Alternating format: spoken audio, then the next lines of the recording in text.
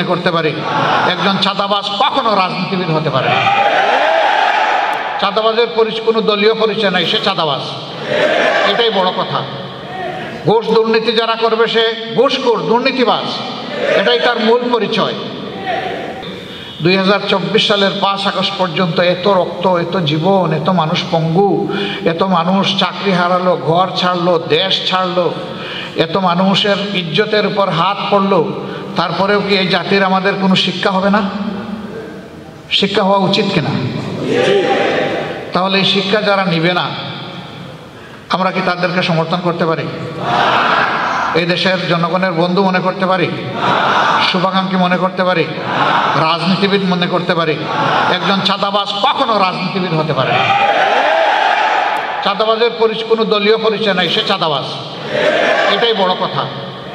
ঘুষ দুর্নীতি যারা করবে সে ঘুষখোর, দুর্নীতিবাজ, এটাই তার মূল পরিচয়। বাংলাদেশ জামাত ইসলামী সত্যের পথে অবিচল।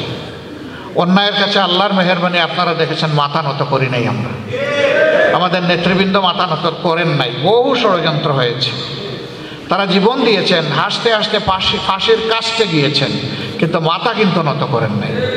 বহু ষড়যন্ত্র করা হয়েছে, বহু ধরনের রং বিরঙ্গের প্রস্তাব দেওয়া হয়েছে। সমস্ত প্রস্তাব এবং ষড়যন্ত্রকে ঘৃণা করে প্রত্যাখ্যান করা হয়েছে। কেন?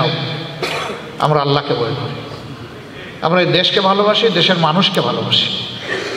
যাদের অন্তরে আল্লাহর ভয় থাকবে, দেশকে ভালোবাসবে, দেশের মানুষকে ভালোবাসবে, তাদের হাত অন্যায়ভাবে অন্যের সম্পদের দিকে কখনো যেতে পারে না। তাদের কাছে মানুষের জীবন, সম্পদ এবং ইজ্জত, এই তিনটা সম্পূর্ণ নিরাপদ হবে, এটাই স্বাভাবিক। আমাদেরকে আপনারা দেখছেন, এই ক্ষেত্রে আমাদের মধ্যে কোনো ব্যতিক্রম দেখলে অবশ্যই আপনারা সমালোচনা করবেন এবং আমাদেরকে ধরে দিবেন, সৎ পরামর্শ দেবেন। আমরা কথা দিই।